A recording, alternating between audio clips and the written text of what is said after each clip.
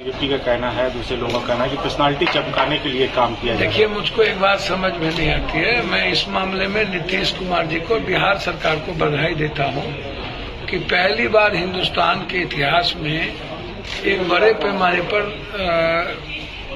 BPSC के तहत examination, सफल एग्जामिनेशन बिहार में लिया गया, जहां पर पहला एग्जामिनेशन है जहां पर एग्जामिनेशन होने के बाद क्वेश्चन जैसी बातें, लिकआउट में जैसी बातें नहीं आई, और जो बच्चे एग्जाम देने आए और अच्छे से चले गए एग्जामिनेशन, इसको मीडिया नहीं दिखाती है। मीडिया जो नरेंद्र मोदी जी कभी रोजगार और किसानों की बात नहीं किए, मीडिया नरेंद्र मोदी जी के कपड़े को, चेहरे को दिखाती है। मीडिया नहीं दिखाती है नीतीश कुमार जी का जो काम है, सरकार का जो काम है।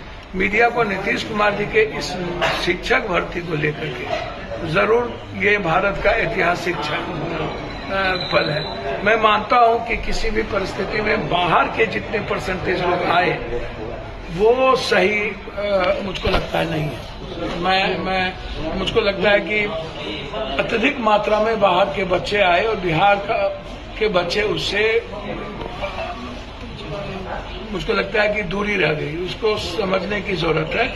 और कुछ आरक्षण का मुद्दा जो इसमें पालन नहीं हुआ, मुझको लगता है कि कुछ चीजें जो बच्चे उठा रहे हैं, निश्चित रूप से जिस मुद्दों को, जिस पॉइंट को बच्चे उठा रहे हैं उस पर तवज्जो देने की भी जरूरत थी और उसको फ्यूचर में भी इंक्वायरी करने की जरूरत थी। लेकिन जो एग्जामिनेशन हुआ वो बहुत ही, देश में ये सबसे सफल एग्जामिनेशन था और मुझको लगता है कि ऐतिहासिक निर्णय था इस सरकार की, और आने वाले समय में सरकार को और भी ऐतिहासिक निर्णय नौकरी के सवाल पर, रोजगार के सवाल पर लेने की जरूरत है।